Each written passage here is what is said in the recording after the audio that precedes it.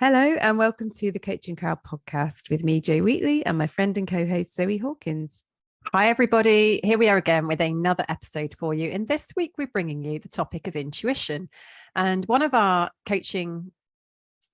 emotions coaching practitioners asked us in an integration session, when and how do you use intuition in coaching? And we thought that would be a great podcast. So here we are bringing it to you today.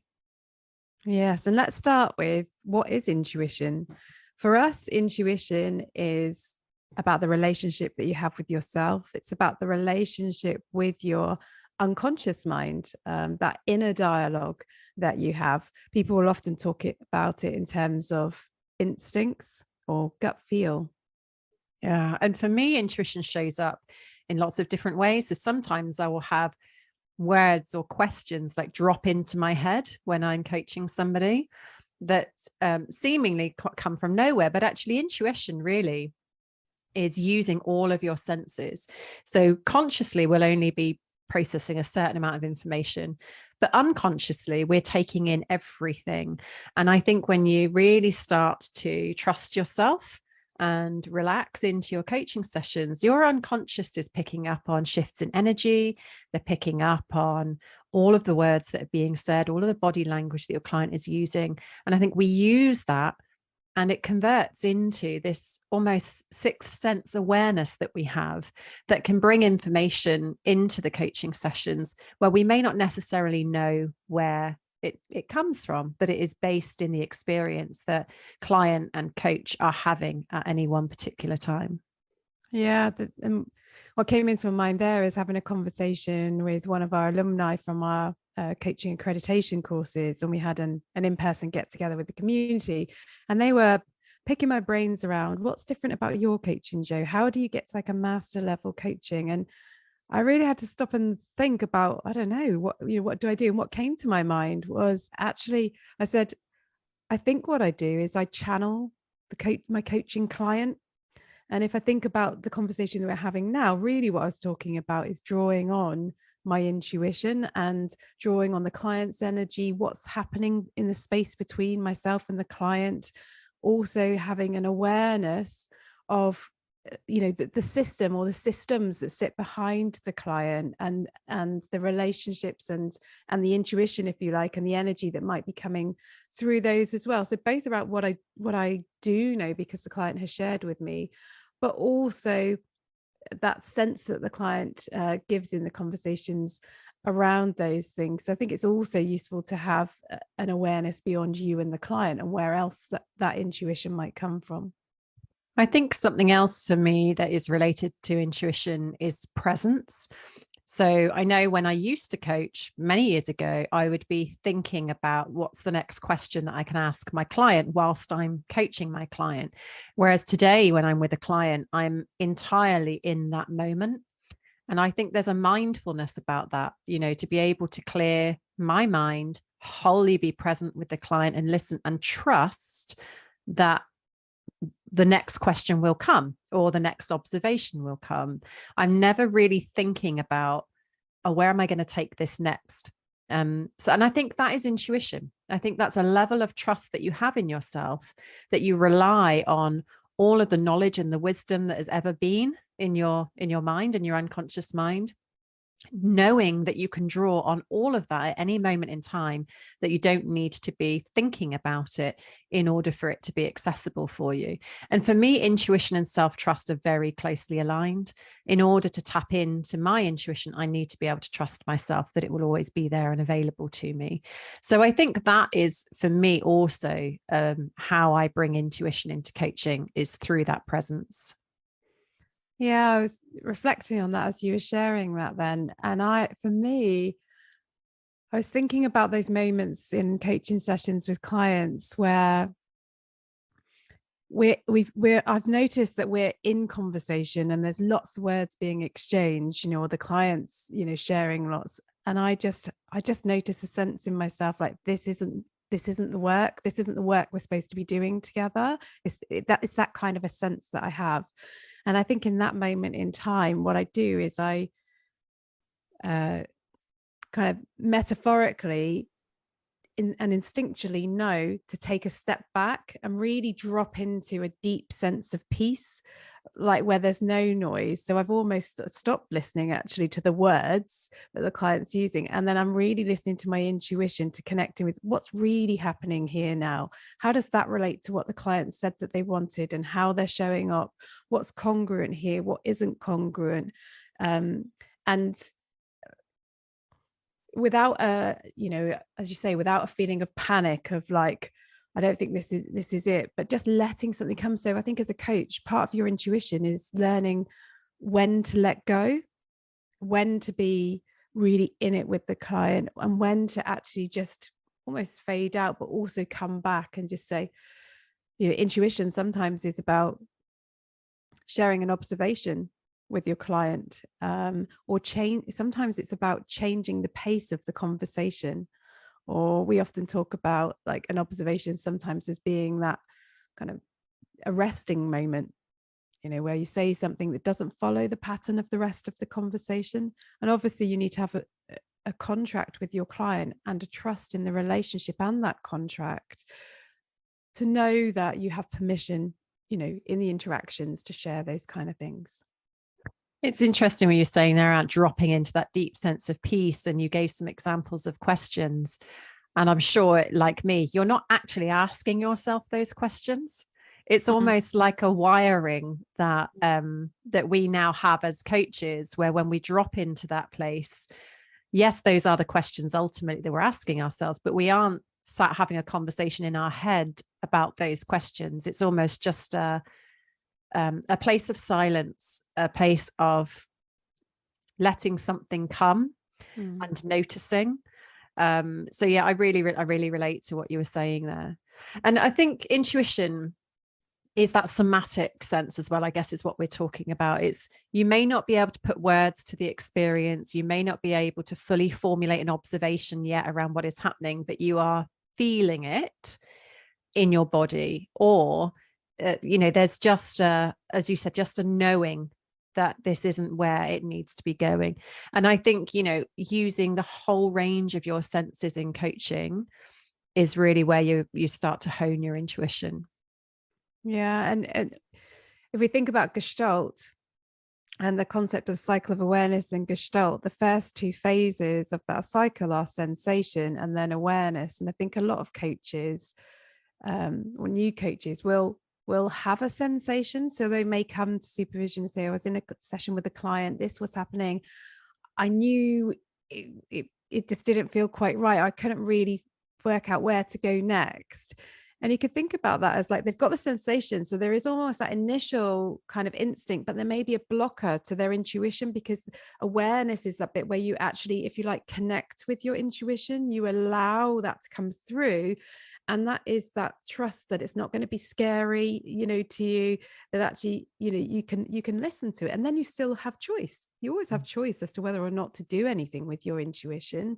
And the thing to be aware of is that, intuition in a coaching session, it may not always be useful for the client. Your intuition might be contaminated with some intuition you've got about something else that's somehow, connected into it. So, there is more to it. So there are some risks involved. And that's why, if you have contracted that you can share intuition, or in the moment you spot contract and say, can I share something that's coming up for me?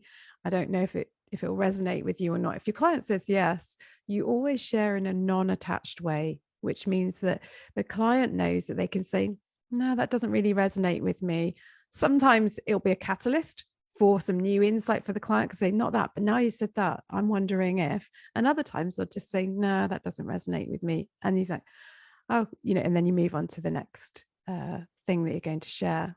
Yeah. And I think in those moments, what's really important is that doesn't kick your self-doubt or your inner critic into action. Like, I got it wrong. Oh my God, what does my client think of me? And take you off down that path. There's lots of reasons why that intuition may not have landed. As Joe described, it may not be that intuition was about the client, but you're picking up on something else. It might be that the client isn't ready to hear it, and so they haven't been able to take it on, and they've pushed that back. And all of the reasons why they may not have accepted it at the time are fine. It doesn't mean anything. Don't attach any meaning to it. Obviously, if you're in conversation and you're sharing what you think is intuition time and time again, and every time your client's saying, no, it's not that, no, it's not that, that's important to reflect on, because it may not be your intuition. It might be you having an inner rescuer, or you having your ego may be coming into play a little bit around that. I think I know how to help my client here. And ironically, I think I find with intuition, if I'm having some intuition about a client or what the client is saying and I don't share it, that can often tempt a coach into leading. So if you don't share it and you hold on to it and you don't let it go, you then might try to lead your client there through the questions that you ask. So often it's better to share those intuitive nudges and be able to detach from it if your client doesn't relate to it, so that you can let it go and come back into presence and focus. And I think you might think about, how do you nurture your relationship with your intuition from a coaching perspective? That's what coaching training is for, like good quality coaching training, because you learn about the theory, you learn about psychology of relationships, the way that the brain works. So I think that helps you to develop more wisdom and to trust that there is wisdom. And intuition is almost like it's like all of that in a quantum, microsecond, that it's kind of like concentrated. All of that, I guess, is the way that I might describe that. And then other ways, I think, to nurture your relationship with your intuition, for me anyway, is walking. Like Zoe, you talked about mindfulness earlier, like giving yourself time, whether that's an extra 5 minutes in bed in the morning before you get up, to just really just connect with, how am I feeling, noticing the feelings in your body, noticing the thoughts in your head, and just really connecting in with yourself. And maybe music, for people, having some of that on in the background, hypnosis, meditation, there's lots of different ways. How do you develop your relationship, Zoe, with your intuition? I mean, I think there are blocks to intuition, around self-doubt being probably the biggest one, I would say, is a block to intuition, because on the opposite of self-doubt, you have self-trust. And when you trust yourself, that's where your intuition can flow. So little things like, it's the noticing. So a typical example would be, and this is kind of unrelated to coaching, but I used to get ideas all the time. So just ideas kind of drop in. It might have been when I was younger, about things I wanted to do, or in business, like ideas that I had.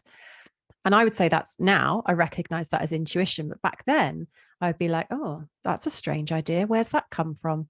Oh, I don't think that would ever work. No, could it work? Wouldn't it work? And I'd spend my time really questioning whatever had kind of dropped into my awareness. Whereas today, if something drops into my awareness, I'm like, that's interesting. That's my intuition. And I'll sit with it and I'll notice it and I'll, work out, does that feel good? Does it not?